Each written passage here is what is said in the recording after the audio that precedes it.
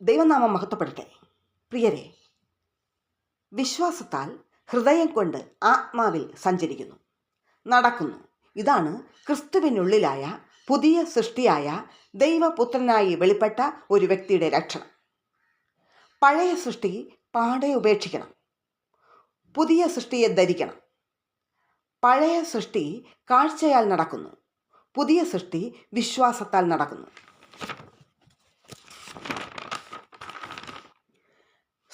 എക്സാമ്പിളായിട്ട് പറയുവാണെങ്കിൽ, സ്പോഞ്ച് വെള്ളത്ത് ഇട്ടാൽ അത് നിറഞ്ഞ് അത് കൊണ്ടുപോകുന്നിടത്തെല്ലാം വെള്ളം ഒഴുകിക്കൊണ്ടിരിക്കും. അതേപോലെ നാം ദൈവത്തിൽ മുങ്ങിപ്പൊങ്ങണം. എവിടെ പോയാലും നമ്മിൽ നിന്നും ദൈവം ഒഴുകണം.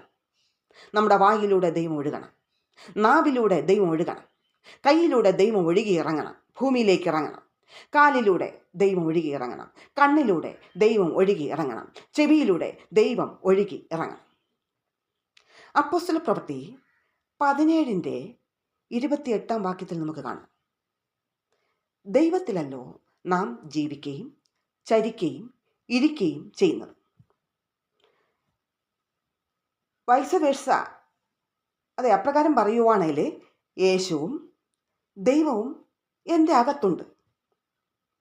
നാം ദൈവരാജ്യമായി അത് ഭൂമിയിൽ വെളിപ്പെടണം.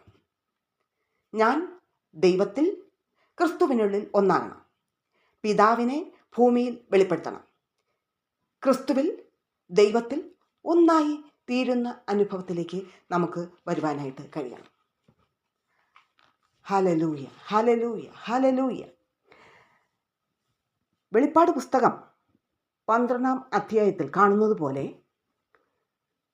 കുഞ്ഞ് ഉരുവായി നാൾക്ക് നാൾ വളർന്ന് പുതുക്കം പ്രാപിച്ച് ഒരു മേൻ ചൈൽഡിനെ ആണ് ആ സ്ത്രീ പ്രസവിക്കുന്നത്. നമ്മിൽ ക്രിസ്ത്യാനുരൂപം എഴുന്നേൽക്കേണ്ട സമയമായി. ഒരിക്കൽ യേശു ശിഷ്യന്മാരുമായി തോണിയിൽ യാത്ര ചെയ്യുകയാണ്.